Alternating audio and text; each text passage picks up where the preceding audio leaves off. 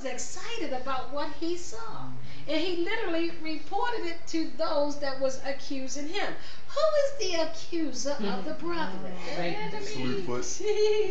Behold, stresses the vividness of the scene and calls others to consider it carefully. He called Jesus the Son of Man. This had been Jesus' favorite title for himself. But this is the only reference to anyone else calling him this. The term indicated not only that Jesus had identified himself with mankind, it was also the messianic title. And you read about that in Daniel 7:13 and 14. Let's talk about the crowd's murderous rage. You don't want to be around certain crowds. You know, crowds can be so flippant. They for you today, against you tomorrow. They cried out, Hosanna, Hosanna, blessed is he that comes in the name of the Lord. And then a day later or two, they crying out, crucify him, crucify him. Be careful when you hang out around certain crowds, okay? Let's look at verse 57 and 58.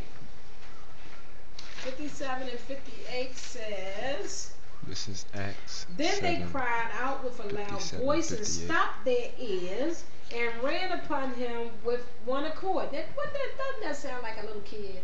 They stopped their ears. They put their fingers in their ears and cast him out of the city and stoned him. And the witnesses laid down their clothes at the young man's feet, whose name was Saul. Now we get an introduction to Saul. Okay, Stephen's vision caused the message.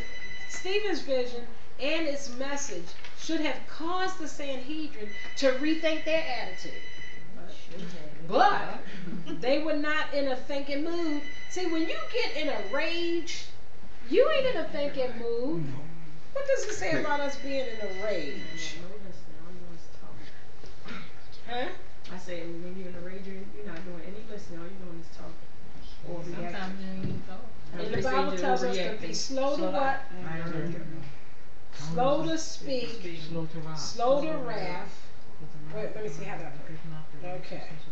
Let every man be swift to hear, slow to speak, and slow to wrath.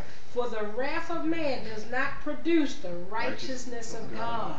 So we see here their wrath is not going to produce any righteousness of God. And we need to be careful when we get upset and what have you. We need to take 2 steps back and just be quiet and think about it before we say anything.